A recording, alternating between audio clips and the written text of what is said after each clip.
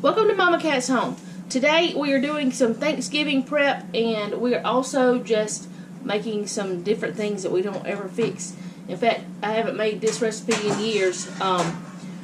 Probably, I don't know, 20 years. Anyway, this is sausage balls, and I was going to show you how that I do that.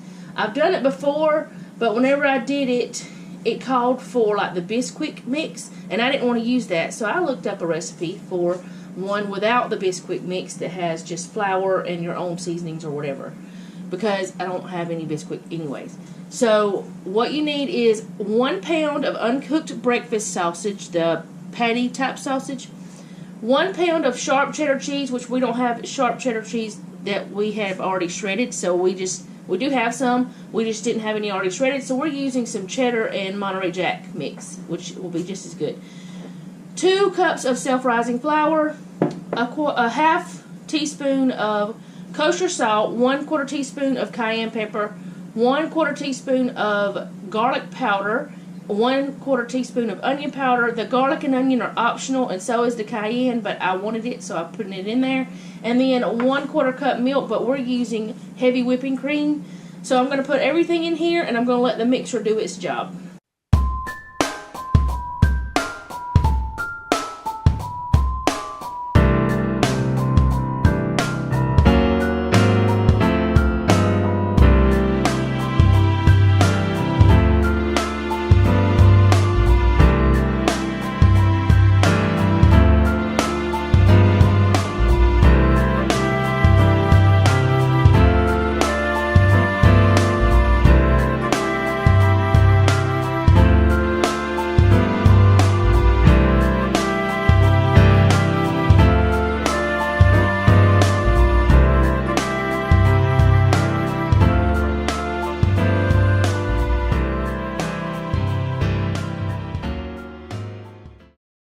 Now everything is all mixed up together, and there's nothing on the bottom, and it's where that you can make it into balls. One thing I did not mention is before you start mixing this, preheat your oven to 350 and get yourself a pan that has parchment line on it.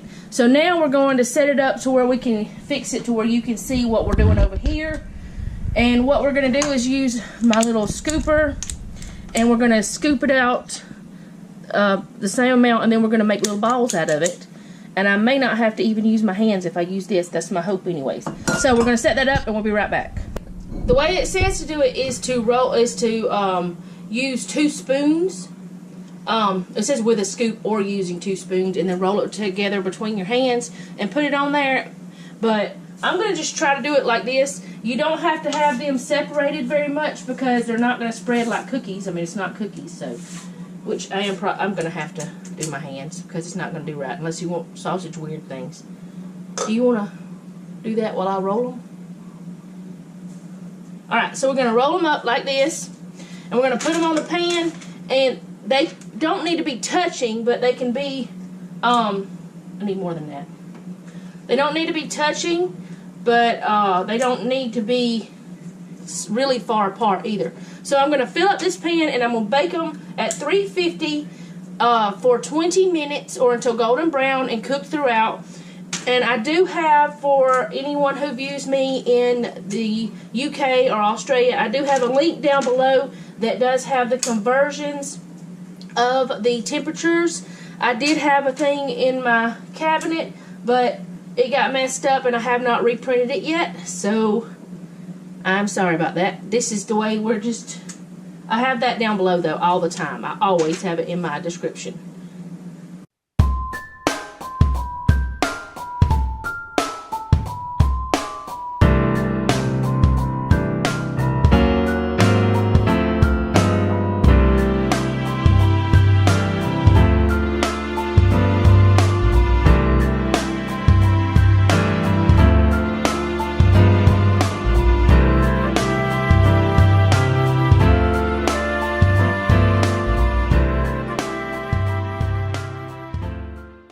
Okay, this is 24 of them. We're going to put them in the oven. We have another pan. The recipe does say that you can, at this point, freeze them and then take them out later and cook them, but from frozen state. But we're gonna go ahead and cook them. But you can, at this point, freeze them on a pan, and then like flash freeze them, and then you can take them out and cook them later. So it's a good make-ahead meal, or make-ahead appetizer, make-ahead snack. I don't know. It's a good make-ahead food. So we're gonna get this one in the oven, and then we'll show you what it looks like whenever it's done. Okay, this is what they look like when they come out of the oven. You can eat them with like a sauce or something like that. Some people do. I don't know how we're going to do it. We have not decided. We cut this one open to see if they were done, because we actually made them a little bit bigger than they were supposed to be. That's a little hotter than I want it to be.